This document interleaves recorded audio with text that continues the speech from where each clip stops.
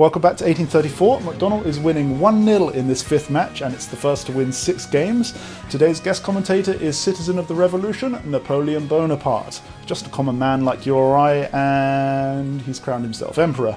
Labourdonnais, a French aristocrat, fallen on hard times, smells a rat, but let's begin.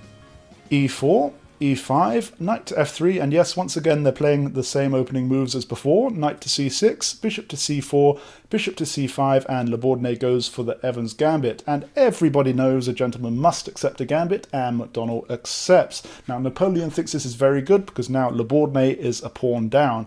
Labourdonnais continues with c3, and usually they're both in this position as black, play the bishop back to a5 and then b6, but last time Labourdonnais as black went this way instead, bishop to c5 first. And McDonald thinks this is a fun idea, so he does the same. At this point, Labourdonnais winks at Napoleon and castles short. This upsets him somewhat, and Napoleon, now even more than before, wants McDonald to defeat the disgusting aristocrat.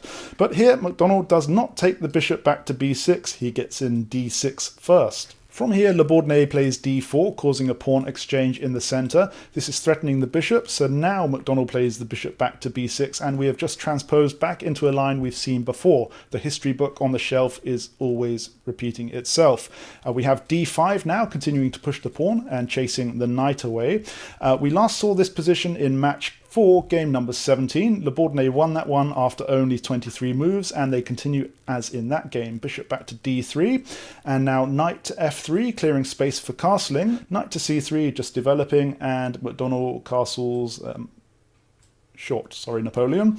h3 from Labourdonnais, blocking the bishop from coming into g4, and here finally McDonald plays something materially different from match 4 game number 17, and that's to mirror Labourdonnais' h-pawn move, again blocking the bishop from coming in. You can see this bishop on b6 is pinning the f-pawn, so here Labourdonnais moves his king across to h2 to break the pin, and we have c5 from McDonald. Knight across to d2 now, maybe trying to keep an eye on this square, but also making space for the pawns to come forward should they need to. McDonald calmly develops his bishop to d7. It can now access all of these light squares on the queen side, and Labourdonnais bides his time with queen to e1, saying at some point you're going to rashly push your king side pawns forward and you're going to overextend yourself. What do you mean? Asks McDonald and pushes g5. Just as Labourdonnais predicted, he plays f4, and here Napoleon, the grumpy master of the battlefield, suggests that capturing the pawn would be good, but actually Napoleon, it might just open up the king's side a bit too much. However, McDonald trusts Napoleon's reputation and captures the pawn, which allows Labourdonnais to recapture with a rook lift. From here, McDonald plays c4, attacking the bishop, and it retreats not to e2 but to c2, where it can keep an eye on the king's side, and McDonald continues with his bishop to d4. This attacks the undefended knight, so Labourdonnais defends it by bringing this knight over to f3, which attacks the bishop but also reveals the defense. But McDonald just captures the knight. Labourdonnais says, whoa, whoa, whoa, whoa, Waterloo, and captures back with the queen. Now back in match 4 game number 17, Labourdonnais also had his queen on this nice diagonal, and it proved fatal to McDonald, and it's looking very troublesome again here. Knight to h5 from McDonald, threatening the rook, and so the rook moves across to h4, getting more forces, all pointing down towards the corner here.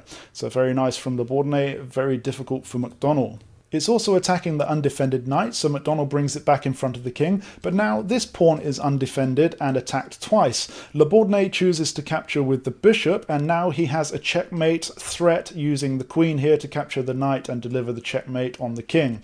Napoleon tells McDonald to try to hold him back, push f6, but Labourdonnais is stronger. He captures the knight. McDonald captures the bishop back, but Labourdonnais simply pushes e5. This is letting the bishop through to look at the h7 square, which will allow the rook to come in with some defense. There's not much that McDonald can do about it. He just captures the pawn on e5. We have rook to h7 now with check as expected, and the king goes back to g8. Labourdonnais continues the attack by seemingly sacrificing his knight, but there is an ulterior motive. He's allowing the queen access to the g3 square, where it's going to absolutely crush the king. So McDonald can't really capture the knight here. Instead, he tries to defend by bringing his bishop to f5, where it's going to attack the rook, and it's also attacking Labourdonnais' bishop. It's defended by the rook, so maybe this is going to work out. Le Bordenay says, no, it's not. You couldn't escape if you wanted to. Knight to f7. I've now got a checkmate threat on h8 with the queen. McDonald says, that's okay, I'm going to capture the rook and it's going to be fine, because if you're coming in with the queen now, I'm just going to capture the knight, which is undefended. Le Bordenay says, no, you're not, because it's checkmate on h6 with the knight here, covering both these squares, giving the king a check, and the queen is covering all of these remaining squares. So Napoleon was defeated, Le Bordenay won the war and equalizes at 1 game each. He says, you may be a military genius, Napoleon, but you're crap at chess. I'll see you again next time.